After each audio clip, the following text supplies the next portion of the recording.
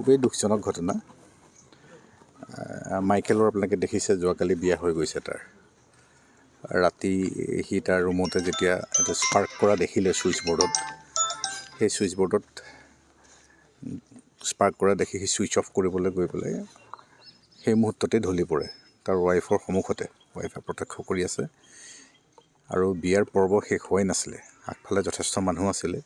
হুলস্থুল শুনি পেলাই দৈমালু যিজন আছে, দৈমালু বাহিৰত বহি আছিলে। তেওঁ আহি পেলাই যিটো মেইন ছুইচ, তাত আহি পেলাই মেইন ছুইচত কাট আউটটো উলিয়াই কাটিবলৈ তেওঁ চেষ্টা কৰোঁতে তেখেতো সেইখিনিতে ঢলি পৰে।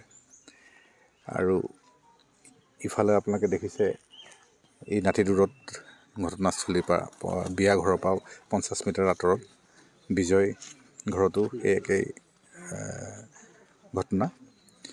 বিজয়ো শুই আছিলে। শুই থাকোঁতে ছুইচ বৰ্ডত স্পাৰ্ক দেখি পেলাই মোবাইল চাৰ্জত দিয়া আছিলে।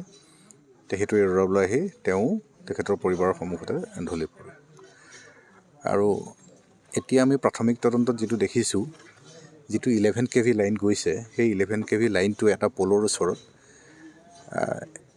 এটা লাইন ছিগি পেলাই যিটো ইয়াৰ ছাৰ্ভিচ লাইন যিটো আছে ছাব লাইন, তাত আহি পেলাই পৰিলেহি। ফলত যিমানখিনি এইখিনিত আশে পাশে যাৰ যাৰ ঘৰত ইলেক্ট্ৰিকেল কানেকশ্যন আছে, ইলেক্ট্ৰিচিটি, চবতে এই বস্তুটো হৈছে, স্পাৰ্ক কৰিছে চবৰে ঘৰতে, যিখিনি কথা শুনিছোঁ। কিন্তু এইটো মাজনিশা হোৱাৰ কাৰণে আমি এই 3জন আমি হেৰুৱাইছোঁ। হয়তো এইটো দিনৰ ভাগত হোৱাহেঁতেন আৰু ডাঙৰ ঘটনা ঘটিলহেঁতেন। এতিয়া আমি চাওঁ কি কৰোঁ। বাকী যিখিনি যাৱতীয় কাম 3জন বৰ্তমান আমাৰ কাজলগাঁও হস্পিটেললৈ অনা হৈছে। তাতে আমাৰ এটা টীম তাত লাগি আছে। পৰৱৰ্তী যিখিনি কাম কৰিব লগা আছে সেইখিনি কৰা হ'ব।